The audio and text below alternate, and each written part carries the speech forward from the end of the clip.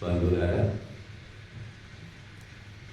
ఓం విశ్వాని దేవ సవిత దురితాని పరాసువ యద్భద్రం కన్న ఆసువ. ఓం శాంతి శాంతి శాంతి.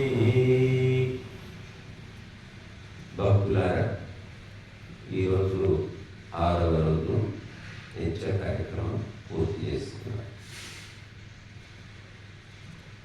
యజ్ఞేన యజ్ఞమయజంత దేవాః, ఇది పురుష సూక్తంలోని వాక్యం. దేవతలు యజ్ఞస్వరూపుడైన పరమాత్మను యజ్ఞముతో అర్చించారు, సేవించారు, పూజించారు. తాని ధర్మాన్ని ప్రథమాని ఆసన్, ఈ యజ్ఞ కర్మలు అత్యంత ప్రధానమైనవి, మొట్టమొదటివి. మిగిలిన రకరకాల పూజలు, అర్చనలు ఇవన్నీ కూడా తర్వాత వచ్చాయి. కానీ మొట్టమొదలు సృష్టి ఆదిలో మహర్షులు చేసింది ఏమిటి అంటే యజ్ఞ పరంపర మొదలుపెట్టారు. గీతలో కూడా మనం అదే వింటాం శ్లోకం. అనేన ప్రసరిష్యధ్వం ఏషవోస్తిష్ట కామధు. మొట్టమొదలు సృష్టి ఆదిలో పరమాత్మ ప్రజాపతి మానవులను సృష్టించి తోడుగా యజ్ఞాన్ని కూడా వారికి అందించాడు. ఏం చెప్పాడు అంటే అనేన ప్రసరిష్యధ్వం, యజ్ఞముతో ఐశ్వర్యవంతులు కండి, మీ కోరికలు తీర్చే కామధేను ఇదే అని చెప్పారు మహర్షి. ఆ ప్రకారంగా నడుచుకుంటూ వచ్చాం. క్రమక్రమంగా మనిషి ఈ ప్రకృతి వాసనలు తిరిగిపోతూ ఆలస్యము ప్రమాదం వల్ల చివరికి యజ్ఞమే మర్చిపోయాడు. అప్పుడప్పుడు చూస్తున్నాడు కదా, తల్లిదండ్రులు పెంచి పెద్ద చేసి అన్ని ఆస్తులు అన్ని పాస్తులు అన్నీ ఇస్తే వాళ్ళనే వీధుల్లో తరిమేసిన వాళ్ళు మనకి చాలా మంది వింటున్నాం. ఆస్తులు తీసుకున్నాడు, అన్నీ తీసుకొని తరిమేయడం. మనిషి ఈ రకంగా మారిపోయాడు. ఇలాగా భగవంతుడు యజ్ఞస్వరూపుడు పరమాత్మ. యజ్ఞస్వరూపుడైన పరమాత్మ ఏం చెప్తాడు? యజ్ఞం చేసుకొని చెప్తాడు. తాగుబోతు ఏం చెప్తాడు? తాగుతో అని చెప్తాడు. ఇంకేం చెప్తాడు? జూదగాడు ఏం చెప్తాడు? జూదం ఆడుతున్న పద అని చెప్తాడు. వాడికి చేసేదే ఎవరైనా చెప్తారు. ఇలా భగవంతుడు నిత్యము యజ్ఞం చేస్తున్నాడు. ఈ సృష్టినే యజ్ఞమయంగా మలిచాడు. భగవంతుడు యజ్ఞము చేయకుంటే మనకు అన్నము దొరకదు, మనకు ప్రాణాలు ఉండవు, మనం బతకలేము, ఏ జీవి బతకలేదు. భగవంతుడు యజ్ఞం చేస్తున్నాడు. వసంతోస్యాసీదాచ్యం గ్రీష్మ యుధ్మః శరద్ధవిః. వసంత ఋతువు భగవంతుడు చేసే యజ్ఞానికి నెయ్యి. ఈ గ్రీష్మ ఋతువు అంటే ఎండాకాలం ఏమిటంటే సమిధలు. శరదృతువేమో ఈ హవన ద్రవ్యం. వీటి ద్వారా భగవంతుడు ఈ భూమిని వేదికగా చేసుకొని సూర్యుడు అనే అగ్నితోటి నిరంతరం యజ్ఞం చేస్తున్నాడు.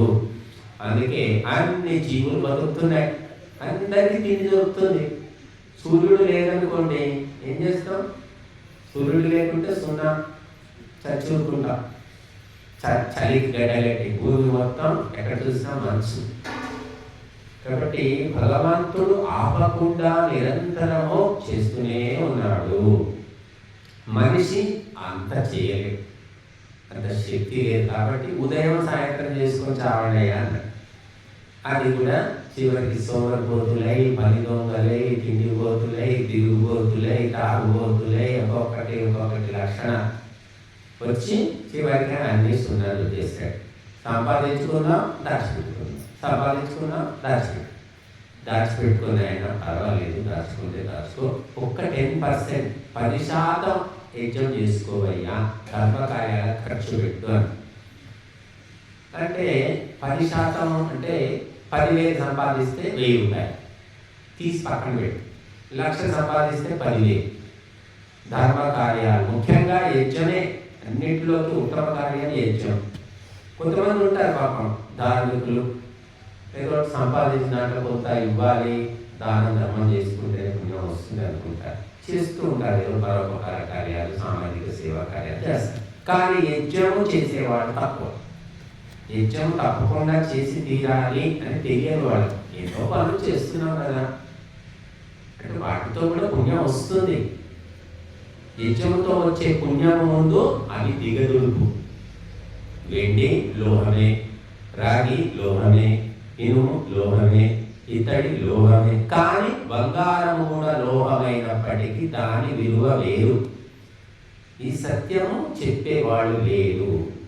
దానివల్ల ఎన్నో పనులు చేస్తారు. అన్నదానం చేస్తారు, వస్త్రదానం అంటారు, ఇంకేదో దానం, గోదానం చేస్తే మహాపుణ్యం అంటారు, చేస్తారు. ఆ గోదానం చేస్తే వాడు తీసుకెళ్ళి 4 రోజుల నుంచి మళ్ళీ అమ్మేసుకుంటాడు. అది ఎవరికి తెలుసు, ఎవరు చూస్తారు. చాలామంది ఇక్కడ భక్తులు ఉన్నారు. వేములవాడ రాజరాజేశ్వర స్వామి దగ్గరికి పోయి కోడెలు అక్కడ ఆయనకు సమర్పించుకుంటారు. మొక్కులు ఉంటాయి, కోడె మొక్కులని. కోడె మొక్కులు గుళ్ళో సమర్పించుకుంటే అక్కడేమవుతుంది అంటే ఆ గుడి వాళ్ళు అన్ని కోడెలను చూసుకోలేక, అంత పెద్ద గోశాల లేకపోవడం వల్ల వాళ్ళు ఏం చేస్తారు, ఆ కోడెలు అమ్మేసుకుంటారు.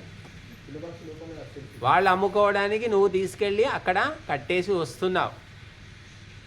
అంటే పూర్వము మన దేశం లోపల గోమాతను దానం చేయడము, ఆవు కానీ ఎద్దు కానీ దానం చేయడం అనేది చాలా గొప్ప విషయం. ఎందుకంటే అది వ్యవసాయానికి కానీ పాడి పంటలకు వాడుకునేవాళ్ళు. కానీ ఇప్పుడు వ్యాపారం అయిపోయింది. ఏ గుడిలో దానం చేసినా అది అమ్ముకొని సొమ్ము చేసుకోవడం తప్ప మరేమీ లేదు. కాబట్టి ఆ గోమాత ఎందుకో చెప్తున్నాను, ఆ గోవులు మొక్కుబడిని ఆ రకంగా మార్చేశారు. కాబట్టి యజ్ఞము అన్నిటి దానాల కంటే గొప్ప దానము యజ్ఞమే. యజ్ఞము ద్వారా మాత్రమే మనిషి పరిపూర్ణమైనటువంటి సుఖశాంతులు పొందగలుగుతాడు. మరొక మధ్యవర్తి ఉండడు. మరొక మధ్యవర్తి యజ్ఞము చేసే సమయంలో ఉండడు. మనము నేరుగా సూటిగా దేవతలకు సమర్పించగలుగుతాం. ఇక మరి ఏ ప్రక్రియ ద్వారా కూడా అది జరగదు. ఎక్కడ పోయినా ఒకడు ఏజెంట్ ఉంటాడు, మధ్యలో మధ్యవర్తి ఉంటాడు, బ్రోకర్ ఉంటాడు, వాడు మధ్యలో తినేస్తూ ఉంటాడు. కానీ ఇక్కడ మనము నేరుగా అగ్నికి సమర్పించేస్తాం. కాబట్టి ఇది అత్యంత శ్రేష్టమైన విధానము అని చెప్పారు.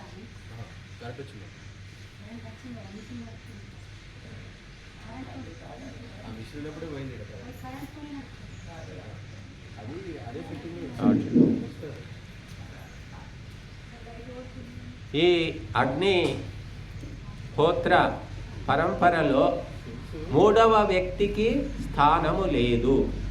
నేరుగా అగ్నికి సమర్పించేస్తున్నారు. కాబట్టి ఇది శ్రేష్టతమమైన కర్మ అన్నారు. అన్ని కర్మలలో ఉత్తమోత్తమైనటువంటిది. ఎందుకంటే ఎవరు మధ్యలో తినేసే అవకాశం లేదు. ఎంతో భక్తితోటి మరి పాపం అక్కడ వేములవాడలో కోడలు సమర్పిస్తే అవి మాయం. తిరుపతిలో హుండీలో పోయి వేసేస్తున్నారు. లక్షల రూపాయలు, కోట్ల రూపాయలు బంగారం, వెండి ఏమవుతున్నాయండి? భగవంతుడికి చేరుతున్నాయా? అందరికీ తెలుసు. దేవస్థానం ఉంటుంది, దానికి అధికారులు ఉంటారు, 5 ఏళ్లకోసారి మారుతూ ఉంటారు. అది ఏమవుతుందో వాళ్ళ ఇష్టం, ఏమైనా వాళ్ళకి తోచింది చేస్తారు. కానీ ఇక్కడ మీరు అగ్నిలో సమర్పించింది పురోహితుడు తీసుకోలేడు, యజమాని తీసుకోలేడు, వచ్చిన భక్తులు తీసుకోలేడు. ఒక్కసారి కుండంలో పడిపోయింది, అగ్ని ఒడిలో పడిపోయిందంటే అది బూడిదైపోయి వాయు రూపంలో విశ్వమంతా వ్యాపించవలసిందే. కాబట్టి ఇక్కడ మనిషి మోసము చేయడానికి కుదరదు, దాచిపెట్టుకోవడానికి కుదరదు. అందుకేనేమో ఎక్కువ మంది చేయరు. మరి ఇది ఎందుకంటే ఇక్కడ అవకాశం లేదు దోచుకోవడానికి. కనుక ఇది అసలైన నిజమైన వైదిక పరంపర. ఈ పరంపర ఉన్నప్పుడు ప్రపంచమంతటా, భారతదేశంలో దేవతలు పుట్టేవాడు. ఎందుకంటే దేవతలకు ఆహుతులు చెందుతున్నాయి, దేవతలకు ఇవ్వవలసిన భాగం ఇస్తున్నాం కాబట్టి దేవతలు ప్రసన్నమయ్యేవారు. ప్రసన్నమైన దేవతల యొక్క అనుగ్రహ శక్తి వర్ష రూపంలో కురిసి ఆ నీళ్లు తాగినప్పుడు, ఆ నీటితో పంటలు పండినప్పుడు అప్పుడు అమృతమయమైనటువంటి ఆహారం లభించేది. అమృతం అన్నమాట. 100 ఏళ్ళు బ్రతికి తీరవలసిందే ఆయురారోగ్యాలతో, ఏదో లేవకుండా చావకుండా బతకడం కాదు. ఇప్పుడు బతుకుతున్నాం మందుల మీద, ఆపరేషన్ల మీద, టానిక్కులు, ఇంజక్షన్ల మీద బతుకుతున్నారు. ఇక లాగి లాగి లాగి 60, 70, 80 బతికితే గొప్ప. ఏ రోగం లేకుండా 80 బతికితే గొప్ప. 100 ఏళ్ళు బ్రతికితే అదొక పెద్ద ప్రపంచంలో వింత. 100 ఏళ్ళు బ్రతికాడు, 100 ఏళ్ళు బ్రతికాడు. కానీ వేదం చెప్తుంది శతాయుర్వై పురుష, మనిషికి 100 ఏళ్ల ఆయుష్ భగవంతుడు నిర్ధారణ చేశాడు. ఈ సెల్ ఫోన్ తీసుకునేటప్పుడే చెప్తాడు గ్యారంటీ, ఎన్నేళ్ళు ఉంటుంది ఏమిటి, గ్యారంటీ కార్డు ఇస్తాడు. అలాగా భగవంతుడు 100 ఏళ్ల ఆయుష్ ఇచ్చాడు. అది ఎప్పుడు సాధ్యము అంటే భగవంతుడి ఆదేశాలు పాటించినప్పుడు. భగవంతునికి వ్యతిరేకంగా ప్రతిపక్షంలాగా మనుషులు తయారైపోయారు. భగవంతుడు ఏది చెప్పాడో దానికి వ్యతిరేకం చేస్తాం, అదే నడుస్తుంది ఇప్పుడు మానవ సమాజం అంతా. భగవంతునికి వ్యతిరేకమైన కార్యకలాపాలే నడుస్తూ ఉన్నాయి. యజ్ఞం చేయవయ్యా అంటే విఘ్నం చేస్తున్నాడు, భగ్నం చేస్తూ ఉన్నాడు. కనుక సహయజ్ఞా ప్రజా సృష్ట్వా పురోవాచ ప్రజాపతి అని ఆ గీతలో వాక్యం. యజ్ఞాలతో పాటుగా మానవులను సృష్టించాడు. ఎందుకంటే మానవుడి యొక్క స్వర్గ మోక్షాలు యజ్ఞానికి ఆధీనమై ఉన్నాయి. యజ్ఞము లేకుంటే అసలు మనిషి మనుగడే లేదు. ఒక పశువులాగా, జంతువులాగా బ్రతకాల్సిందే. ఏముంది చేసి చెప్పండి, వండుకొని తినడం అంతే. వండుకోవడం, తినడం, సాతనైతే నలుగురికి బంధువులకో మిత్రులకో ఇవ్వడం, లేకపోతే పేదవాళ్లకు దానం చేస్తారు, అన్నదానం. కానీ అన్నదానము యొక్క ఫలితం వేరు, యజ్ఞంలో వేసే ఆహుతి యొక్క ఫలితం వేరు. రెండు తేడా ఉన్నాయి. కాబట్టి ఎంతో కొంత పరోపకారం అంటే ఇతర జీవులకు, ఇతర మానవులకు దానం చేస్తారు. కానీ దేవతలకు ఇవ్వవలసిన భాగము అగ్నిహోత్రము ద్వారా ఇవ్వడం అనే పరంపర కేవలము భారతదేశంలో మాత్రమే ఉంది. ప్రపంచంలో ఎక్కడా లేదు. మీరు పోండి, చర్చికి పోతే ఏం చేస్తారు? క్యాండిల్స్ వెలిగిస్తారు. ఆ క్యాండిల్స్ జంతువు కొవ్వుతో చేస్తారు. అది దూషితమైనది. దానివల్ల దేవతలు కానీ దయ్యాలు వచ్చి కూర్చుంటాయి.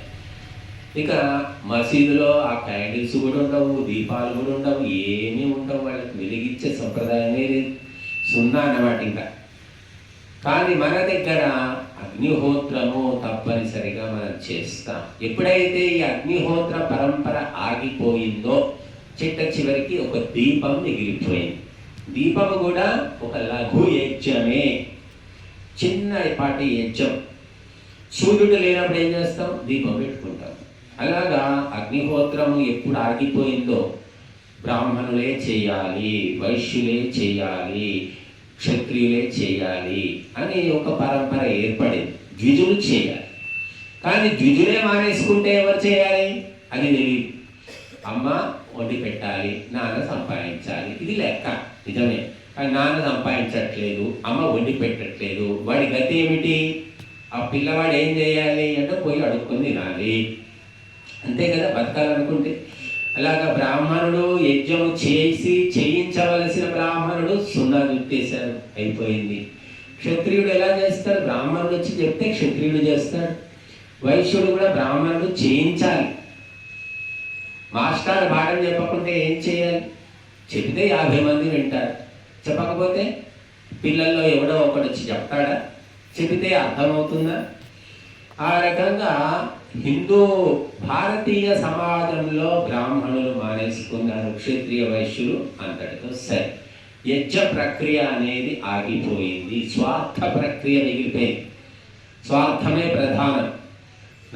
నా చిన్ని పొట్టకు శ్రీరామ రక్ష, నేను కడుపు నిండా తిన్నాను, 3 పూటలు తిన్నాను, సరిపోయింది, రేపటికి కూడా తింటాను, దాచిపెట్టుకుంటా.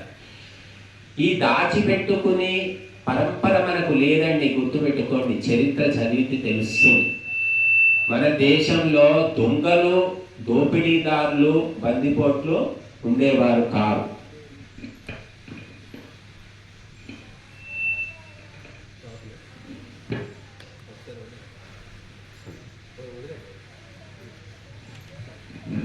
దొంగలు, దోపిడీదారులు ఉండేవారు కాదు. ఎందుకంటే మన దేశంలో తలుపులు ఉండేవి తప్ప తలుపుకు గొళ్ళెం ఉండేది కాదండి. తలుపు గొళ్ళెం పెట్టి తాళం వేసే పరంపర మనకు లేదు. ఎందుకంటే దొంగలే లేరు. దొంగలు లేనప్పుడు ఒకరి వస్తువు ఒకరు తీసుకోనప్పుడు తలుపులు వేసినా ఒకటే, తెరిచినా ఒకటే, తాళం వేయవలసిన అవసరం లేదు. ఆ రకంగా తాళాలు వేయడం మన దేశంలో లేదు. ఇది విదేశాల నుండి విదేశీయులు ఎప్పుడైతే మన దేశం పైన ఆక్రమణదారులుగా వచ్చారు, దోచుకోవడానికే వచ్చారు. వాళ్ళు మిమ్మల్ని ఉద్ధరించడానికి రాలేదు, గుర్తుపెట్టుకోండి. ఆంగ్లేయులు, డచ్ వాళ్ళు, ఫ్రెంచ్ వాళ్ళు, పోర్చుగీస్ వాళ్ళు, అరబ్బులు, రకరకాల వ్యక్తులు ఈ దేశంలో ఎన్నో సంపదలు ఉన్నాయి, దోచుకుపోదామని వచ్చారు. కాబట్టి వాళ్ళను తప్పించుకోవడానికి మనం మెల్లిగా తలుపుకు గొళ్ళెం పెట్టి తాళాలు వేసే ప్రక్రియ మనకు వచ్చింది.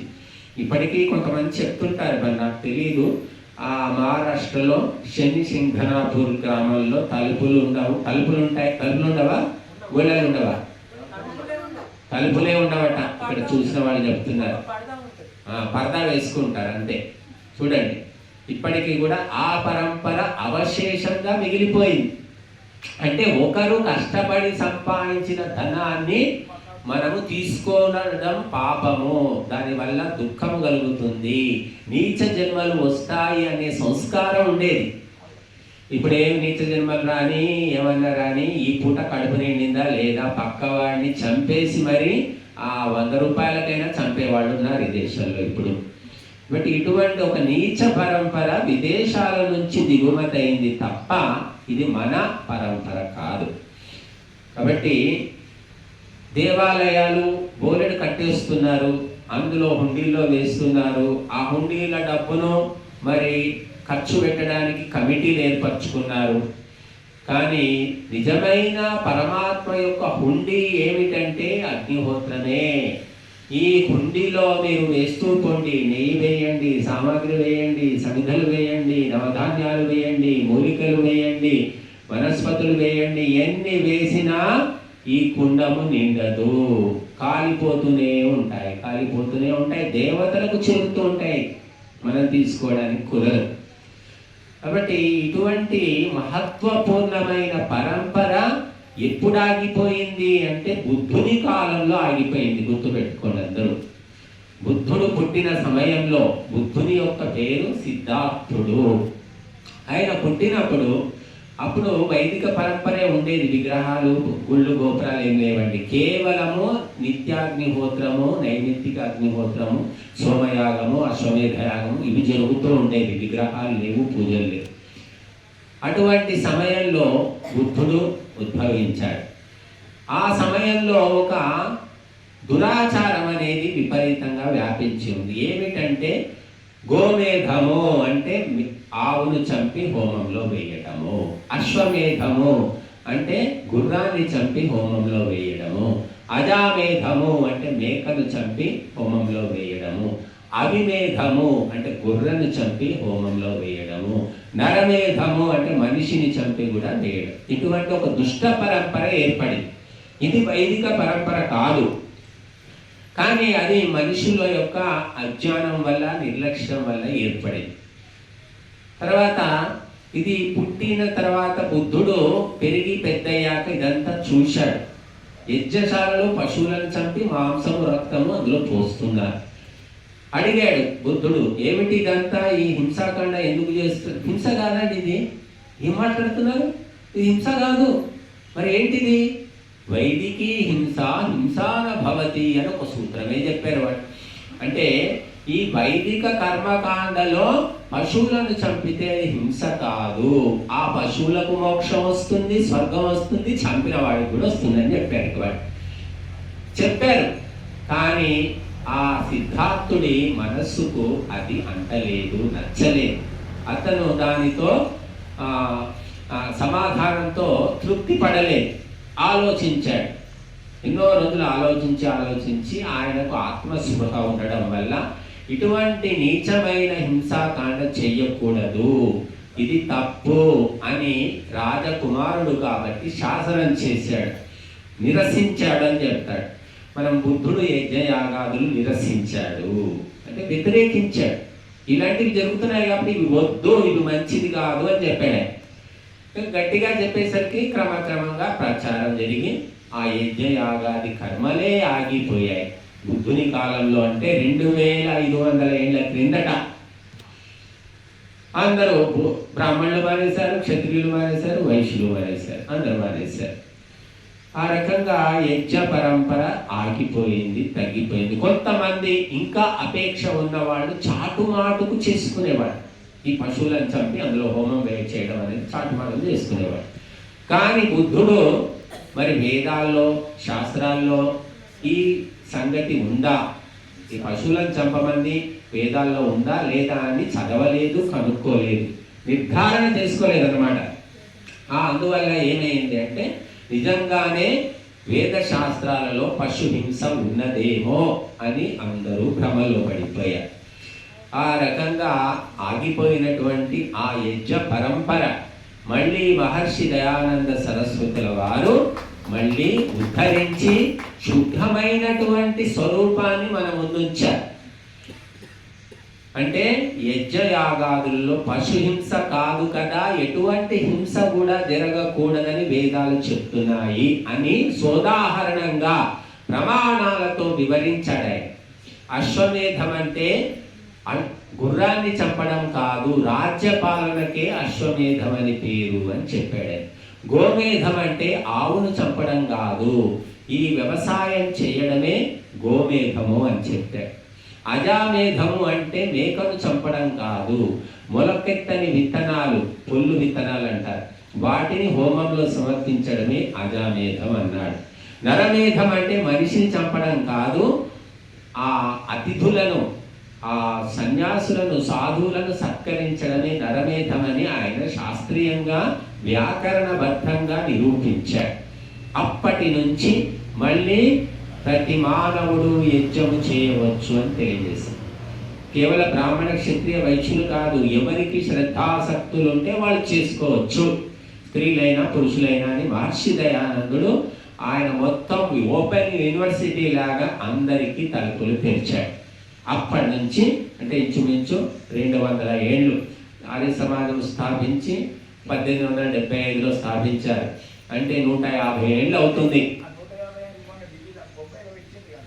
150 ఏళ్ళు ఆర్య సమాజం స్థాపించి ఇప్పటికీ అయింది. మహర్షి దయానందుడు పుట్టి 200 ఏళ్ళే. ఇందులో ఏమిటంటే శూద్రులు, అతి శూద్రులు, చండాలురు, మరి మహిళలు ప్రతి ఒక్కరూ కూడా శ్రద్ధాశక్తి ఉంటే చేసుకోవచ్చు అని చెప్పారు మహర్షి దయానందుడు. కాబట్టి ఆ గొప్ప సంస్కర్త ఆయన.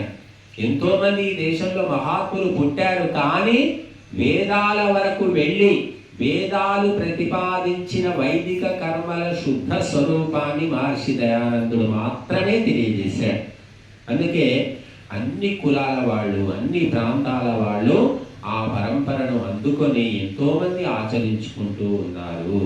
ఇది తాని ధర్మాని ప్రథమాని ఆసన్, ఈ యజ్ఞ కర్మలు అత్యంత ప్రాచీనమైన కర్మలు అన్నారు. చాలా మందికి విగ్రహాలు, పూజలు, బోనాలు, గొబ్బెమ్మలు, ఇంకా ఏమంటారు రకరకాల పూజా విధానాలు చేస్తూ ఉన్నారు. ఇవి ప్రాచీనమైన కర్మలు కాదండి, ఎక్కడా వాటికి ప్రాచీనత లేదు. కానీ యజ్ఞము అనేది మీరు రామాయణము, భారతము, ఉపనిషత్తులు, మీరు ఏ గ్రంథమైనా తీసుకోండి, యజ్ఞము చేశారు, చేయిస్తున్నారు అనేవి మనకు కనబడుతుంది. కాబట్టి ఇది దేవతలకు మనుష్యులకు మధ్య వంతెన, సేతువు. ఇది లేకపోయిందంటే దేవతలకు మనుషులకు సంబంధమే లేదు. చాలా మంది ఎంతో భక్తి శ్రద్ధలతో ఎన్నో రకాల పిండి వంటలు చేస్తూ ఉంటారు. ఈ వైష్ణవులు ఏం చేస్తారంటే భోగ్లగానే అంటారు వాళ్ళు. ఇస్కాన్ టెంపుల్స్లో మీరు చూడండి, భోగ్లగాన అంటే రకరకాల వంటలు చేసేసి ఆ విగ్రహాల ముందు పెట్టేస్తారు, పెట్టి ఒక పరదా కట్టేస్తారు, కట్టేసి ఏమో చదువుతారు. తర్వాత మళ్ళీ అవన్నీ తీసి అలాగే ఉంటాయి, అవి తినేస్తారు వాళ్ళు. ప్రసాదము, భోగము, ప్రసాదం అంటారు. కానీ ఇక్కడ మనం ఏం చేస్తున్నాం చూడండి, దానికి దీనికి డిఫరెన్స్. ఇక్కడ మనం కూడా మధుర పదార్థాలు చేస్తున్నాం, చేసినవి సమర్పిస్తున్నాం, మిగిలినవి తింటున్నాం. అగ్నికి ఇవ్వవలసిన ఆహుతులు ఇచ్చేసి మిగిలినవి తింటున్నాం. అక్కడ మిగిలేదేమీ లేదు, సమర్పించేది కూడా లేదు. మొత్తం తినేస్తున్నారు, మనుషులే పంచుకొని తినేస్తూ ఉన్నారు.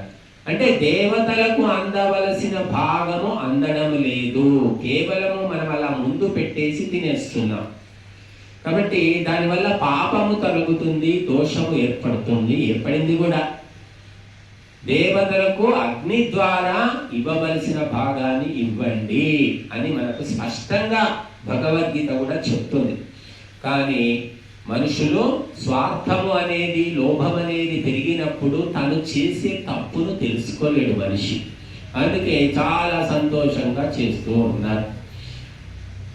కాబట్టి అగ్నిహోత్రము, నిత్యాగ్నిహోత్రము తప్పకుండా ప్రతి మనుష్యుడు చేయవలసిందే. ఎందుకంటే మనిషి వల్ల ప్రకృతి కాలుష్యం పెరుగుతుంది, మనిషి వల్లనే. ఇంకా ఏ ప్రాణి వల్ల కూడా కాలుష్యం లేదండి. ఏ ప్రాణి మలమూత్రాలు కూడా కాలుష్యాన్ని కలిగించవు. అవి ఎరువులాగా ఉపయోగపడతాయి, భూమి యొక్క సారాన్ని పెంచుతాయి. కానీ మనిషి యొక్క మలమూత్రాలే మలినమైనటువంటిది. ఎందుకు కారణం ఏమిటి అంటే మనిషిలో రాగము, ద్వేషము, కామము, క్రోధము, ఇటువంటి నీచమైన ఆలోచనలు ఒక పక్క, ఆహార దోషం ఒక పక్క, రెండూ కలిసిపోయి ఆహారం అనేది విషమైపోతుంది. అందుకే మనిషి మలమూత్రాలు పనికిరావు. కానీ ఆయుర్వేదంలో ఏం చెప్పారంటే కొన్ని రోగాలకు మనిషి యొక్క మూత్రము పనిచేస్తుంది అన్నారు. మరి ఎవరి మూత్రము అంటే 5 ఏళ్ల లోపు ఉన్న చిన్న పిల్లల మూత్రము, అంటే తల్లి పాలు తాగే పిల్లవాడి మూత్రము మాత్రమే కొన్ని రోగాలకు ఔషధంగా పనిచేస్తుందని చెప్పారు. మిగిలిన వాళ్ళది ఎవరిది పనికిరాదు. కానీ కొంతమంది అదొకటి యూరిన్ థెరపీ, అంటే మూత్ర చికిత్స అని చెప్పేసి స్వమూత్రపానం చేస్తున్నారు కొంతమంది, చాలా మంది. మన పాత ప్రధానమంత్రి మొరార్జీ దేశాయ్ స్వమూత్రపానం చేసేవాడు. అంటే తన మూత్రము తానే ఉదయం లేవగానే గ్లాసులో నింపుకొని తాగేయడం అన్నమాట. ఇది మరి కొంతమంది ఇది ఒక చికిత్స అని ఇప్పటికి కూడా చాలా మంది చేసేవాళ్ళు ఉన్నారు. కానీ ఇది అవైదికము, అశాస్త్రీయము, అవైజ్ఞానికము, అతార్కికం అని చెప్పొచ్చు. ఎందుకంటే ఆయుర్వేదంలో ఎక్కడా కూడా ఈ మూత్రము, మలము కేవలము గోమూత్రము, గోమలము తప్ప ఇంకేవి కూడా శుద్ధమైనవి కావు అని చెప్పారు. అత్యంత పవిత్రము ఏమిటంటే గోమయము, గోమూత్రం. దానితో సమానమైనవి ఏమీ లేవు. కనుక వాటిని సేవిస్తే మనకు ఆరోగ్యం వస్తుంది. కానీ స్వమూత్రపానం అంటే అది బుద్ధినాశనం అని చెప్పారు. అమేధ్యము, అపవిత్ర పదార్థం అవుతుంది, అది తీసుకుంటే బుద్ధినాశనం అవుతుంది అన్నారు. అయ్యింది కూడా బుద్ధినాశనం. తప్పకుండా ఆ మొరార్జీ దేశాయికి బుద్ధినాశనం అయ్యింది. మీ అందరికీ తెలుసో లేదో కానీ మొరార్జీ దేశాయి పాకిస్తాన్కు ఏజెంట్గా పనిచేశాడు. అవన్నీ తర్వాత పెట్టబడ్డాయి. బుద్ధినాశనం అయింది. మన అణుబాంబు రహస్యాలన్నీ పాకిస్తాన్కి చేరవేసేసాడు. ఆయనకు అందుకోసం ఏం చేసింది పాకిస్తాన్ చనిపోయినప్పుడు, నిషాన్ ఏ పాకిస్తాన్ అని ఒక బిరుదే ఇచ్చింది ఆయన. ఆ బిరుదు ఇచ్చినప్పుడు ఎవరికి తెలియదు, ఇట్లా అంతర్గతంగా పనిచేశాడు. ఈ మధ్య బయటపడింది అంతే కదా. నిషాన్ ఏ పాకిస్తాన్ అని బిరుదు ఇచ్చారు వాళ్ళు. అట్లాగా నీచమైన పదార్థాలు ఎవరు సేవిస్తారో వాళ్లకు బుద్ధినాశనము తప్పదు. బుద్ధినాశనం అయిన తర్వాత కూడా నీచ కర్మలు చేయక తప్పదు. నీచమైన గుణాలు కూడా వస్తాయి వాళ్ళకి. ఇప్పుడు చూడండి, విదేశీయులు ఉన్నారు, యూరోపియన్స్ అంటాము, గోమాంసం తింటారు, మరి అన్ని మాంసాలు తింటారు, గోమాంసం అనే కదా, అన్ని రకాలు తింటారు వాళ్ళు. వాళ్ళకి ఏమిటి వాళ్ళంటే ప్రపంచాన్ని ఇప్పటికీ కూడా దోచుకు తింటున్నారు. ప్రపంచంలో గజ దొంగలు ఎవరంటే మన యూరోపియన్సే. ఒకప్పుడు మన దేశానికి వచ్చి దోచుకు తిన్నారు 200 ఏళ్ల పాటు. ఇప్పుడు దోచుకోకుండా ఆగుతున్నారా అంటే ఇప్పటికి కూడా పరోక్షంగా దోచుకు తింటూనే ఉన్నారు. ఆ బుద్ధి అలాగే పనిచేస్తుంది అన్నమాట. ఎందుకంటే అపవిత్ర పదార్థాలు తింటున్నారు కాబట్టి. శుద్ధమైనటువంటి గవ్య పదార్థాలు మనం కూడా సేవించడం లేదు, మనకు కూడా దొంగ బుద్ధులు వచ్చేసాయి. ఆవు పాలు, ఆవు పెరుగు, ఆవు వెన్న, మీగడ, నెయ్యి ఎవరు తింటున్నారో? ఆవులు ఎక్కడున్నాయి? కాబట్టి ఆ కెమికల్స్, రసాయనాలు, పురుగుల మందులు చల్లినటువంటి పంటలు తినడం వల్ల బుద్ధి నశించిపోయి సాటి మనిషిని సహించలేకపోతున్నాడు.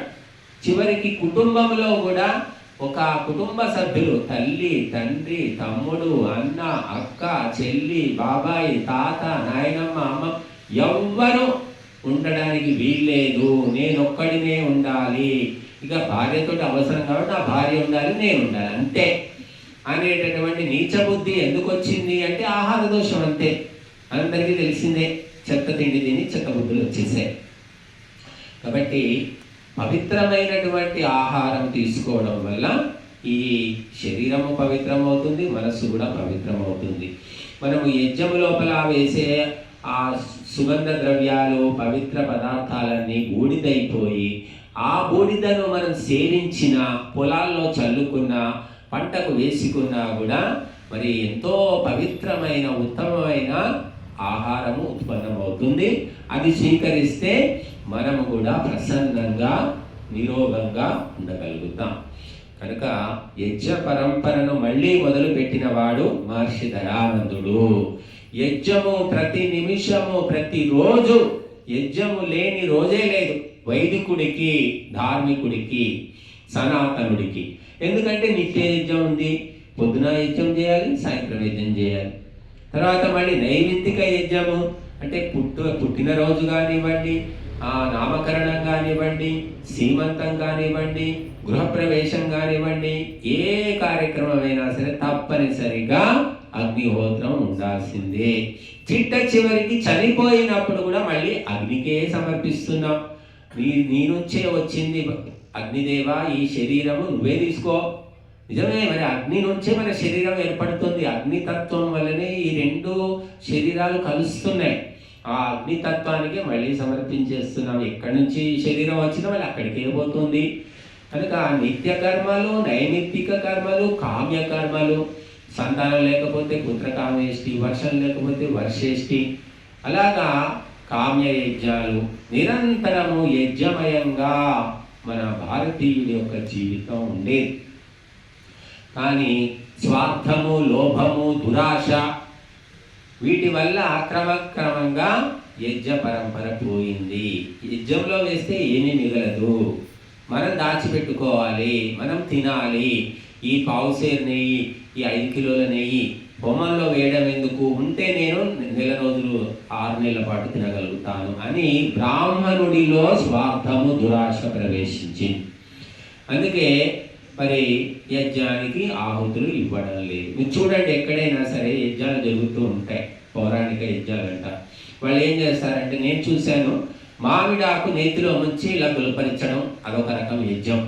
ఇంకొంతమంది ఏం చేస్తారంటే ఆ పుల్ల పెట్టి ఇలా ముంచి ఇలా గులపరిస్తూ ఉంటారు. ఇంకొంతమంది ఇటువంటి సృక్కులు ఉంటాయి, కాకపోతే చిన్నగా ఉంటాయి. ఆ చివర నెయ్యి పట్టడం ఒక అర గ్రామ్ నెయ్యి పడుతుంది అనమాట. ఇట్లా ముంచి అట్లా చిలకరిస్తారు. ఇలాగ చేస్తూ ఉంటారు. అంటే ఇక తప్పదు, సరే చేయక తప్పదన్నట్టుగా చేసేస్తూ ఉంటారు. బట్ ఇటువంటి నీచ కర్మలు చేయడం వల్ల కక్కుర్తి మనుషులు పుడతారు, లేకి మనుషులు పుడతారు తప్ప దేవతలు ఎక్కడి నుంచి పుడతారు? దేవతల అనుగ్రహం ఎక్కడి నుంచి వస్తుంది చెప్పండి? యజ్ఞం అంటేనే మన మనస్ఫూర్తిగా చేయడమే.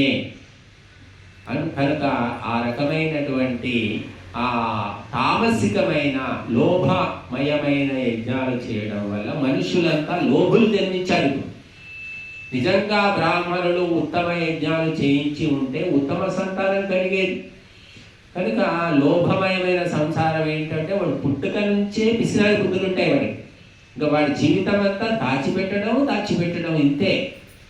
ఫలానా ఊళ్ళో ప్లాట్లు కొనాలి, ఫలానా చోట ఇల్లు కొనాలి, ఫలానా చోట పొలం కొనాలి, నగలు కొనాలి, ఆ బ్యాంకులో పెట్టాలి, ఇవే ఆలోచనలు ఉంటాయి వాళ్ళకి. ఇక వేరే ఏముండదు. పోనీ అనుభవిస్తాడా? అనుభవించడానికి టైం ఉండదు వాడికి, సంపాదించడమే పని. ఇంకా కాబట్టి ఇటువంటి లేకి కక్కుర్తి సంతానము ఈ మధ్య కాలంలో విపరీతంగా చూస్తున్నాం. వాడు చివరికి ఎలా తయారయ్యాడంటే కోట్లు జమ చేసి కనీసము తల్లిదండ్రికి కూడా వాడు అన్నం పెట్టాడు. చివరికి అన్నదమ్ములను కూడా ఆదుకోడు, తన దేశానికి కూడా ఏమీ చేయడు. ఇటువంటి ఆసురీ సంతానం, ఎక్కడ చూసినా ఆసురీ సంతానమే. ఎందుకు పుట్టారు అంటే ఆ చేసిన పూజలన్నీ అలాగా ఉన్నాయి, దేవతలకు చేరడం లేదని. ఒక బిగ్ థింకింగ్ అంటారు, విశాలమైన ఉన్నతమైన ఆలోచనతో చేయడం లేదు, కకృతి ఆలోచనలే. ఊళ్ళో కొబ్బరికాయ కొడితే కూడా పూజారికి ఒక చింప, మనకు ఒక చింప, అంతే. ఆ చింప ఏం చేసుకుంటాడంటే ఒకరోజు 10 కొబ్బరికాయలు 20 కొబ్బరికాయలు కొడితే అన్ని చింపలు తినలేడు కదా. భార్య ఉంటే కనుక భార్య ఎండకు పెట్టి ఎండిన తర్వాత కొబ్బరి నూనెకు వాడుకుంటుంది. లేదంటే అవి రోజు మాకు 10-20 వస్తాయి కొబ్బరికాయలు అని హోటల్ వాడితో మాట్లాడుకుంటాడు, ఆ కొబ్బరి పచ్చడి చేసుకోవడానికి అమ్మేసుకుంటాడు. ఇది జరుగుతుంది అసలు. ఇంకా ఇలాంటివన్నీ కక్కుర్తి చేష్టలు అంటారు. మనిషి ఎంత సంపాదించినా ఎంత తిన్నా నీకు ఆయుష్ లేకపోతే చచ్చురుకుంటావు, తినడంతో బతకడు. నువ్వు ధర్మకార్యాలు చేస్తే భగవంతుని అనుగ్రహము, దేవతల అనుగ్రహం ఉంటే నువ్వు తినకపోయినా బతుకుతావు, ఒక్క పూట తిని కూడా బతకొచ్చు హాయిగా.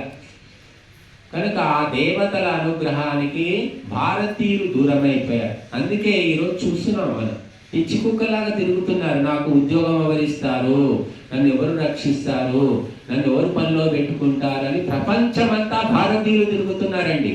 ఎవరు తిరగట్లేదు, ఏ దేశం వాళ్ళు తిరగట్లేదు. ఇంత నీచమైన పతనము భారతదేశంలో ఉన్నది. ఎందుకంటే మనం దేవతల్ని అవమానించాం, వాళ్ళకి ఇవ్వవలసిన భాగం ఇవ్వకపోగా అవమానించడం. ఈ అవమానానికి తప్పకుండా శిక్ష పడుతుంది. అందుకే ఇల్లు, వాకిలి, భార్య, పిల్లలు, కుటుంబము అన్నీ వదిలేసి ఎక్కడో పోయి పిచ్చి బతుకుతున్నారు, బానిస బతుకుతూ ఉన్నారు. ఏ విదేశీయుడు కూడా ఇలాగా బతకడం లేదు. కాబట్టి భారతదేశమే అన్నపూర్ణ. ఎంతో మందికి అన్నం పెట్టాం మనం. ఇప్పటికీ కూడా అన్నదానాలు ఈ దేశంలో చేసినంత ఏ దేశంలో కూడా చేయరు. మరి ఈ దేశంలో కరువు ఎక్కడి నుంచి వచ్చింది, విదేశాలకు ఎందుకు వెళ్తున్నారు మీరు అంటే బుద్ధి దోషము, సంస్కార దోషము, పెంపకంలో దోషము, చదువులో దోషం. ఇంగ్లీషు చదువులు చదివి ఆ ఇంగ్లీషు దేశాలకే వెళ్ళిపోతున్నాడు వాడు. కాబట్టి మహర్షి దయానందుడు మనకు ఒక గొప్ప బ్రహ్మాస్త్రాన్ని ఇచ్చాడు. ఈ బ్రహ్మాస్త్రంతో, యజ్ఞం అనే బ్రహ్మాస్త్రంతో ప్రపంచాన్ని శాసించండి.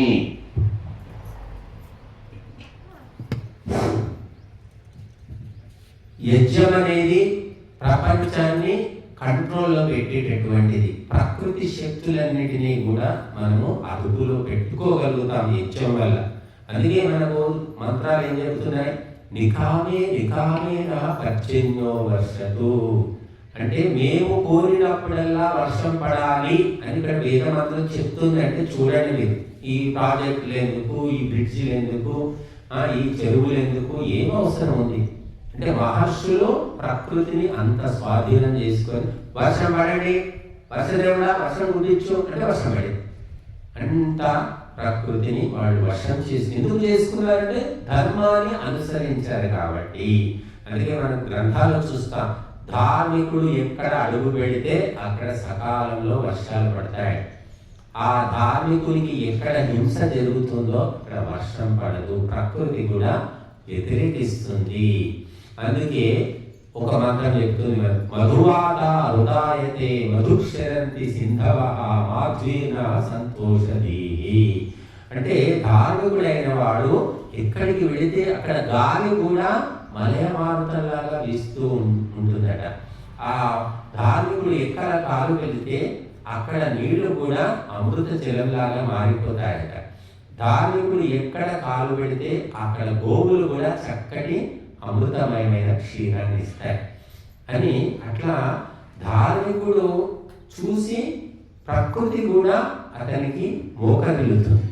అటువంటి ధర్మము ఈ దేశంలో ఉండేది. ఈనాడు ఎక్కడ చూసినా అధర్మము, అన్యాయం, మృత్యువు కూడా భయపడేది.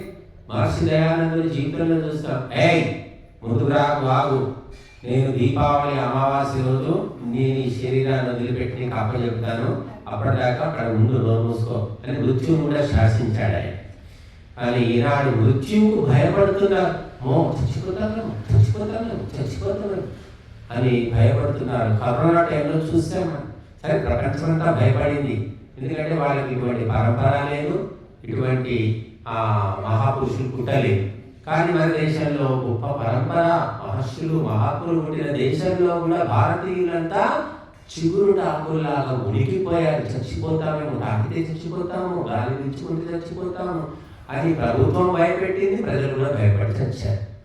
కానీ బుద్ధిమంతులు, ధార్మికులు, సంస్కారవంతులు మాత్రం భయపడలేదు. ఆ భయంతో టీకాల మీద టీకాలు తీసుకున్నారు. టీకాలతో బతకారండి. ఇప్పుడు ఎంతమంది చచ్చిపోతున్నారు? ఆడుకుంటూ చచ్చిపోతున్నారు, పాడుకుంటూ చచ్చిపోతున్నారు, ఇంకుంటూ చచ్చిపోతున్నారు, నడుచుకుంటూ చచ్చిపోతున్నారు. ఆ టీకాల ప్రభావమే అని కూడా చెప్తున్నారు.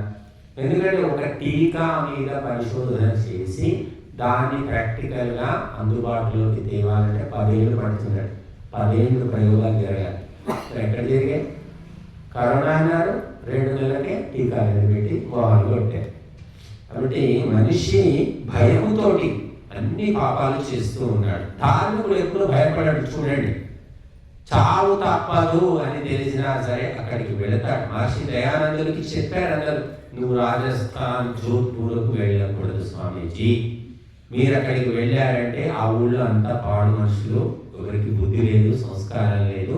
మీరు చెప్పే ఉపదేశాలు వింటే మీ మీదనే బాధపడతారు, మిమ్మల్ని వ్యతిరేకిస్తారు, ఆ ఊరుకు పోవద్దు అని చెప్తే మహర్షి దయానందుడు సన్యాసి ఇక్కడికి పోవద్దు, ఇక్కడికి పోకూడదని చెప్పడానికి వీలేదు. ఎక్కడైతే చీకటి ఉందో అక్కడే నేను దీపం వెలిగిస్తాను.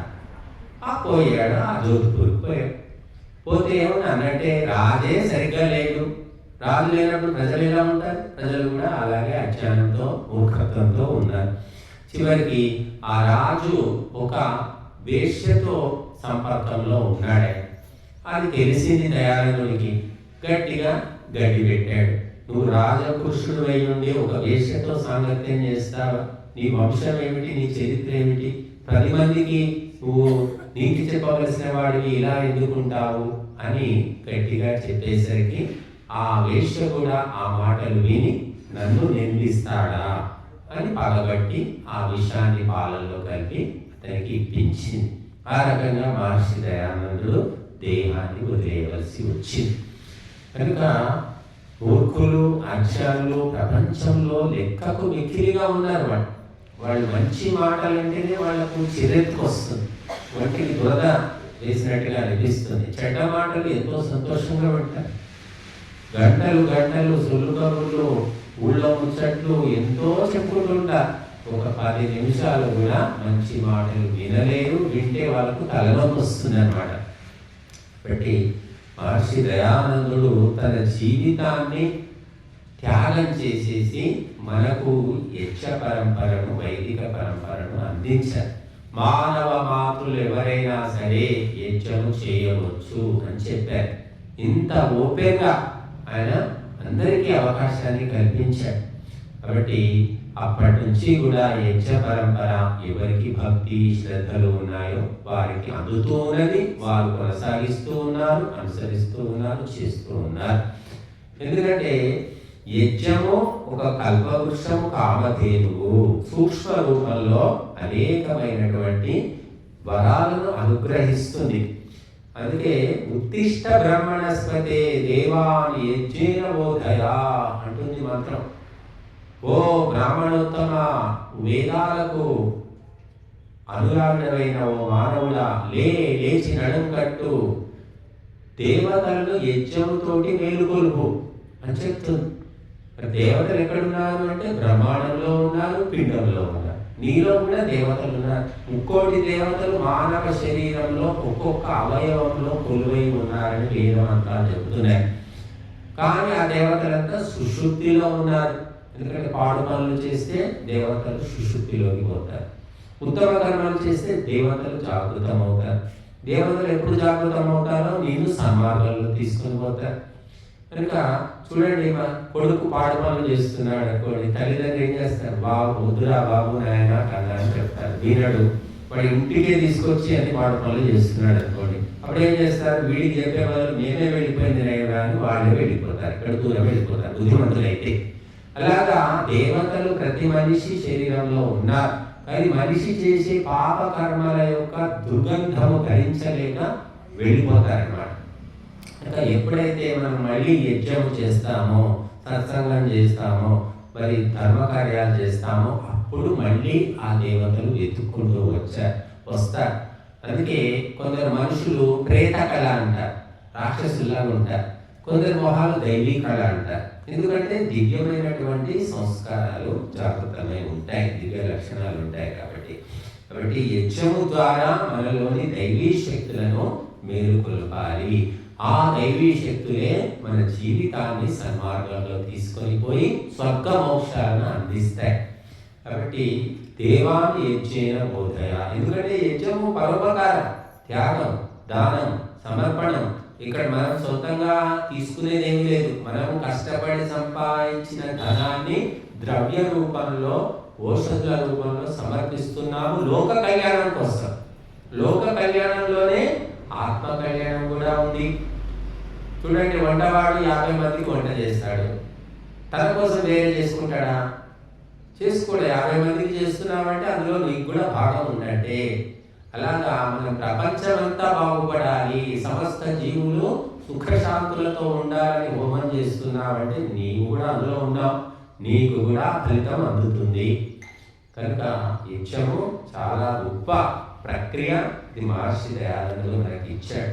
ఆయుష్ను పెంచుకోవచ్చు, ఆరోగ్యం పెంచుకోవచ్చు, అలాగే ఉత్తమ సంతానం కూడా యజ్ఞం వల్ల లభిస్తుంది. పశు సంపద పెరుగుతుంది, సకాలంలో వర్షాలు పడతాయి, కీర్తి పెరుగుతుంది, అలాగే ద్రవిడం ధనం కూడా లభిస్తుంది, అలాగే చివరికి ఆ స్వర్గలోకము, మోక్షము కూడా లభిస్తాయి అని చెప్పారు. బ్రహ్మ వర్చస్సు కూడా లభిస్తుంది. ఇటువంటి అనేకమైన లాభాలు యజ్ఞం వల్ల కలుగుతాయి. కాబట్టి వీటిని చేస్తూ ఉండండి. తిండి మానుకోండి, కానీ యజ్ఞాన్ని మాత్రం మానకూడదు అని మహర్షులు మనకు చెప్పారు. కానీ మనం ఏం చేస్తున్నామంటే ఉల్టా, యజ్ఞమైన మానేస్తాం కానీ తిండి మాత్రం మానుకోము. 1 పూట కాదు, 2 పూటలు కాదు, 3 పూటలు కాదు, 5 పూటలు తింటున్నారు. తినేవాళ్ళు 5 పూటలు తింటున్నారు. తినడానికే పుట్టిన వాళ్ళు ఉన్నారు. కొందరు వాళ్ళు పని చేయరు, పాట చేయరు, ఏమీ ఉండదు, తినడం. పొద్దున, మధ్యాహ్నం, సాయంత్రం, రాత్రి, అర్ధరాత్రి. కొంతమంది చెప్తూ ఉంటారు, అర్ధరాత్రి మెలకు వస్తే కూడా పకోడీలో అయ్యో తీసి నవ్వుతుంటారు. కొంతమంది అర్ధరాత్రి వేస్తే కూడా వాళ్ళకి అట్లా అంత ఆకలి, ప్రకృతి ఆకలి అంటారు దాన్ని. అటువంటి వాళ్ళు కూడా ఉన్నారు. మరి ఏదో ఒకటి నవ్వుతూ ఉండడం, ఏదో ఒకటి దాచిపెట్టుకోవడం, చిరు తిండ్లు అంటారు, లేకపోతే ఏదో ఒక ద్రవం, కాఫీనో, టీనో, కూల్ డ్రింకో, లేకపోతే హార్లిక్స్, ఏదో ఒకటి తాగాలి, ఏదో ఒకటి వేయాలి. ఎందుకంటే ఆ పుట్టుక అటువంటిది, అటువంటి సంస్కారంతో పుట్టాడు కాబట్టి అవే చేస్తాడు వాడు. దుర్యోధనుడు చూడండి, దుర్యోధనుడు గొప్ప వంశంలో జన్మించాడు, కానీ మంచి సంస్కారం లేదు. కాబట్టి ఎప్పుడు దురాలోచనలే, దాయాదులను, పాండవులను నాశనం చేయాలి, ఇవే ఆలోచన. కాబట్టి అందుకోసమే మనకు సంస్కారాలు చెప్పారు. ఆ సంస్కారాలన్నీ 16 సంస్కారాలు చెప్పారు. గర్భాధాన సంస్కారం మొట్టమొదటిది. భార్యాభర్తలు వివాహం చేసుకొని కలిసే ముందు కూడా ఆ అగ్నిహోత్రం చేసి బ్రాహ్మణుల ఆశీర్వాదాలు తీసుకొని అగ్నిదేవత యొక్క అనుగ్రహాన్ని పొంది అప్పుడు ఆ దంపతులు కలిసినప్పుడు రాముడి వంటి సంతానము దేవతలు పుడతారని మనకు శాస్త్రాలు చెప్తున్నాయి. ఏమీ లేదు, కేవలం శారీరక వ్యామోహంతో కలుస్తున్నారు, వాళ్ళకు కూడా అటువంటి సంతానమే పుడుతుంది. వాడు పుట్టుకతోటే ఆకలి, దప్పిక, డబ్బులు, సంపాదన, పదవులు, ఇదే ఆలోచనలు అన్నమాట. వాడికి దైవీ సంస్కారాలు లేవు కాబట్టి ఎప్పుడు చివరికి కనీస తల్లిదండ్రుల ముఖం కూడా చూడడు, వాళ్ళకు కూడా తిండి పెట్టాడు. అటువంటి సంతానం అంటే కేవలము భౌతిక వ్యామోహంతో సంతానం కంటే జరిగే పని. కాబట్టి మనకు గర్భాధాన సంస్కారం అని చెప్పారు. అది చాలా గొప్ప సంస్కారం. అది చేయడం వల్ల దివ్యమైన ఆత్మలు ఆ గర్భంలోకి ప్రవేశిస్తాయని చెప్పారు. ఆ ప్రక్రియ పోయింది, బ్రాహ్మణుడికే తెలియదు. ఇంకా బ్రాహ్మణుడు మనకేం చెప్తాడు? ఆ రకంగా నీచులు, భ్రష్టులు, లంచగొండులు, అవినీతి పరులు, తాగుబోతులు, తిరుగుబోతులు, దేశద్రోహులు కుప్పలుగా పుడుతున్నారు కదా, దేశమంతా వాళ్ళే. వాడికి ఏం చెబుతాం? వాడు పుట్టుకనే అది కాబట్టి వాడు అసలు ఇష్టపడాడు. శ్రమ అనేది ఉండనే ఉండదు. అసలు మీరు బలవంతంగా చేసినా కూడా వాడికి వంట పట్టదు. కాబట్టి జన్మదోషం అంటారు. జన్మదోషాన్ని ఎవరు పోగొట్టలేరు. కాబట్టి వైదిక సంస్కారాలు ప్రతి ఇంటి లోపల ప్రచలితం కావాలి అని మహర్షి దయానందుడు చెప్పాడు. 16 సంస్కారాలు ప్రతి ఒక్క జీవి అంటే మానవుడికి జరగాలి. జరిగినప్పుడు దివ్యమైన వంశ నిర్మాణం జరుగుతుంది. పుట్టుకతోటే దివ్య సంస్కారాలతో పుడతారట వాడు. రాముడు, లక్ష్మణుడు వీళ్ళంతా పుట్టుకతోటే మంచి సంస్కారాలు. వాడు ఎలా కూర్చోవాలి, ఎలా నిలబడాలి, ఎలా తినాలి, పెద్దలతో ఎలా మెలగాలి, అమ్మతో ఎలా ఉండాలి, గురువులతో ఎలా ఉండాలి, ప్రత్యేకంగా చెప్పింది ఏమీ లేదు. పుట్టుకనే అటువంటిది. వాడు పుట్టి నేర్చుకున్నావా, పుట్టక నేర్చుకున్నావా అంటుంటామా? అది ఎందుకు అంటే కొన్ని అన్ని లక్షణాలు కొన్ని పుట్టుకతో వస్తాయి. పుట్టిన తర్వాత కొన్ని నేర్చుకుంటాం. కానీ పుట్టుకతో వచ్చేవి పుట్టుకలతో కానీ పోవు అంటారు. కాబట్టి నీచ లక్షణాలైనా దివ్య లక్షణాలైనా పుట్టుకతో వచ్చాయంటే వాడు ప్రాణమైనా ఇచ్చేస్తాడు, కానీ తన లక్షణాన్ని మాత్రం పోగొట్టుకోడు. రాముడు వనవాసం వెళ్ళాడు తప్ప రాజ్యం కోసము కుట్రలు కుతంత్రాలు చేయలేదు. 14 ఏళ్ళు వనవాసం అంటే మాటలు. కాబట్టి పాండవులు కూడా 13 ఏళ్ళు వనవాసం వెళ్ళిపోయారు, మాట కోసం వెళ్ళిపోయారు. కాబట్టి మనము దివ్యమైన సంతానం కావాలి అంటే, దివ్యమైన జీవితం కావాలి అంటే ఈ కకృతి ఆలోచనలు వదిలేసుకోవాలి. అవి ఎంత తగ్గించుకుంటే మన శక్తి అంతగా పెరుగుతుంది. ఆలోచనలు ఎంత దివ్యమైనవి, పవిత్రమైనవి ఉంటాయో మానవీయ లక్షణాలు, జంతు లక్షణాలు అని తగ్గిపోతాయి. చూడండి, జంతువులు ఏ జంతువు కూడా తాను తినకుండా దాచిపెట్టి వేరే జంతువుకి ఇస్తుందా? చూడండి, ఏ జంతువు ఇవ్వదు, పక్షి ఇవ్వదు, పశువు ఏది ఇవ్వదు. ఒక మనిషి మాత్రమే పవిత్రమైన ఆలోచనలు ఉంటే, సరే ఈ పూట నేను తినకపోయినా పర్లేదు, పాపం అతను తినిపిద్దాము, ఈ పూట కాదు, ఈ రోజు కాదు, వారం రోజులైనా కడుపు మార్చుకొని తనలకు ఇవ్వగలుగుతాడు. అటువంటి ఆలోచన ఉంటే, అంటే ఆలోచనతోటే మనిషి దేవత అవుతున్నాడు, ఆలోచనతోటే మనిషి రాక్షసుడు అవుతున్నాడు. కాబట్టి ఆ దివ్యమైన ఆలోచనలు ఎలా వస్తాయి అంటే యజ్ఞం ద్వారా ఆవిర్భవిస్తాయి అన్నారు. ఇక దేవతలకు పుట్టినీరు ఏమిటి అంటే యజ్ఞం. ఆ యజ్ఞం ద్వారా దేవతల నిర్మాణం జరుగుతుంది. దేవతలను తయారు చేసే కర్మాగారము యజ్ఞము. కాబట్టి యజ్ఞంలో నిరంతరము పాల్గొంటూ స్వార్థము, దురాశ, లోభము, కామము, క్రోధం అన్ని క్రమంగా తగ్గిపోతూ వస్తాయి. దైవీ లక్షణాలు జాగృతమైపోతాయి. అది జరుగుతుంది. ఆ ప్రాసెస్ అనేది క్రమంగా జరుగుతుంది. 1వ తరగతిలో స్కూల్కి పోయిన పిల్లవాడు 10వ తరగతికి వచ్చేసరికి ఏమవుతున్నాడు? వాడే విద్వాంసుడు అవుతున్నాడు, విద్యావంతుడు అవుతున్నాడు, బుద్ధిమంతుడు అవుతున్నాడు. అలాగా మార్పు జరుగుతుంది. నిరంతరము యజ్ఞయాగాది కర్మలు చేయడము, చేయించడము, పాల్గొనడము, సహకరించడం చేస్తూ ఉండేవారు ఒకప్పుడు. అప్పుడు భారతదేశం వైపు కన్నెత్తి చూడడానికి కూడా భయపడేవారు. ఇప్పుడేముంది? భారతదేశం మీదకి ఉగ్రవాదులు, తీవ్రవాదులు, ఆటంకవాదులు, నక్సలైట్లు, దొంగలు, దోపిడీదారులు, హంతకులు యథేచ్ఛగా తిరుగుతున్నారు. ఈ దేశంలో శిక్షలే లేవు. ఎన్ని పాడుపాలు చేసినా చేతులు నరికేయరు, ముక్కు కోసేయరు, చెవులు తీసేయరు, నాలుక కోసేయరు, కాళ్ళు నరికేయరు, ఉరి తీయరు, కేవలం జైల్లో పెట్టి మేపుతారు. కాబట్టి ప్రపంచంలో ఉన్న నీచులు, భ్రష్టులంతా భారతదేశం వెతుకుంటూ వస్తున్నారు. శిక్షలు లేవు. ఏ శిక్షలు? ఎన్ని అత్యాచారాలు చేసినా, ఎన్ని దొంగతనాలు చేసినా మీరు ఎప్పుడైనా విన్నారా? ఒక వేలు తీసేసిన మాట అయినా విన్నారు? వేలు కాదు, కాలు కాదు, ఏది. ఇంకా వాడు ఆ డబ్బులు పోయినాయి, దొంగతనం అయినాయి, పోలీస్ స్టేషన్ 4 సార్లు పోయాడంటే ఆ పోలీసులకే లంచం ఇవ్వాల్సి వస్తుంది. అది వస్తుందో లేదో దేవుడికి తెలుసు, కానీ ముందైతే లంచం ఇవ్వాలి. కాబట్టి యజ్ఞ ప్రక్రియ ఆగిపోయినందుకు ఇదంతా జరుగుతుంది. నీ డబ్బు సురక్షితంగా ఉండాలి, నీ ఆయుష్ సురక్షితంగా ఉండాలంటే యజ్ఞాన్ని చేయి.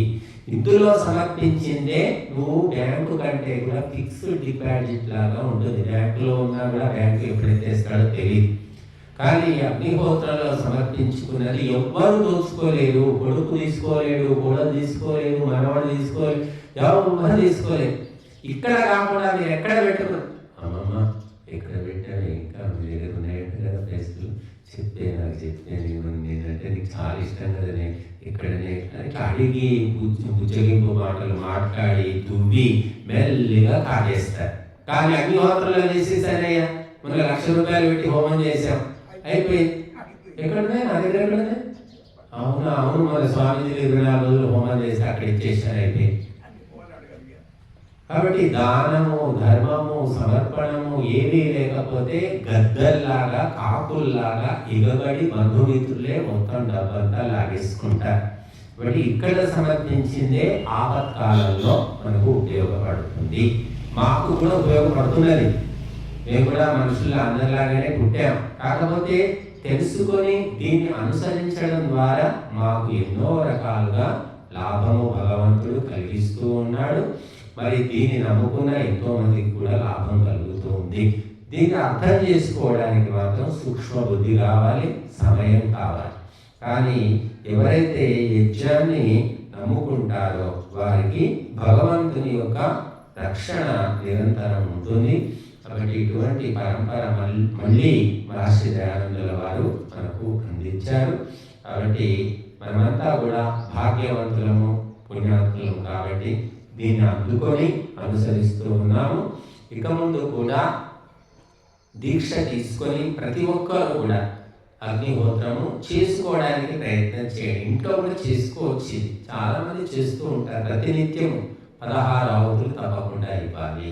అది నేర్చుకోవచ్చు. మేము మొన్న ఎండాకాలంలో పురోహిత శిక్షణ శిబిరం పెట్టాము హైదరాబాద్లో. 20-25 మంది వచ్చి నేర్చుకున్నారు.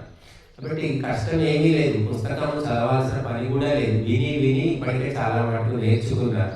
ఆ నేర్చుకున్నది ఇంట్లో కూడా చిన్న కుండం పెట్టుకుని మనం చేసుకోవచ్చు. అవే మంత్రాలు చదివి చేయవచ్చు. కాబట్టి మిగిలిన ఇంకా 20 రోజులు మనకు ఉంది కార్యక్రమం. 20 రోజులు కూడా ఎవరైతే ప్రతి నిత్యము పాల్గొంటూ గమనిస్తూ ఉంటారో వాళ్ళు ఈ మంత్రాలన్నీ చక్కగా నోటికి నేర్చేసుకుంటారు. వాళ్ళు అనుకుంటే ఇంట్లో కూడా చేసుకోవచ్చు. కాబట్టి ఒక మంచి వస్తువు, మంచి పదార్థము మన ఇంట్లో ఉండాలని మనం ఎలా కోరుకుంటామో అలాగా తప్పకుండా అగ్నిహోత్రము చేయాలి, చేయించాలి, తెలియజేయాలి. తద్వారా ఎంతో పుణ్యాన్ని మూటగట్టుకున్న వాళ్ళం అవుతాం. కాబట్టి మహర్షి దయానందుని అనుగ్రహం వల్ల ఈనాడు సామాన్య మానవుడు కూడా వేద పండితుడు కాగలుగుతున్నాడు. సామాన్య మానవుడు కూడా యజ్ఞాన్ని చేసుకోగలుగుతున్నాడు. లేకపోతే ఆ ప్రవేశం లేదు, రాకూడదు. మీరు అందరూ ఇప్పటికీ కూడా అవి నడుస్తూనే ఉన్నాయి అటువంటి ప్రక్రియలు. హైదరాబాద్లో జిఎస్ స్వామి గారు ఆయన అది సమతామూర్తి విగ్రహావిష్కరణ అప్పుడు పెద్ద యజ్ఞ యాగాలు పెద్ద మొత్తంలో చేశారు. అక్కడ యజమానులు తడకలు పెట్టుంటాయి యజ్ఞశాలలో. తడకల అవతల కూర్చోవాలి. కేవలము అక్కడ ఆ యాచికులు, ఆ బ్రాహ్మణులు మాత్రమే యజ్ఞంలో ఆవుతులు ఇస్తారు. మిగతా వాళ్ళు ఇవ్వకూడదు. వాళ్ళ పేరు మీద వీళ్ళు చేస్తారు తప్ప వాళ్ళు ప్రత్యక్షంగా వచ్చి చేయడానికి వీలు. అటువంటి పరంపర ఇప్పటికీ కూడా నడుస్తూనే ఉంది. కాబట్టి ఇక్కడ మహర్షి దయానందుడు స్వయంగా మనం కష్టపడి సంపాదించిన ధనాన్ని స్వహస్తాలతో స్వాహ అని మనమే పలికి సమర్పిస్తున్నాం. ఇంకా ఎవ్వరి మధ్యలో బ్రోకర్లు, ఏజెంట్లు లేనేలేదు. కాబట్టి ఇది మహర్షి దయానందుడు ఇచ్చినటువంటి విశేషమైనటువంటి వరము.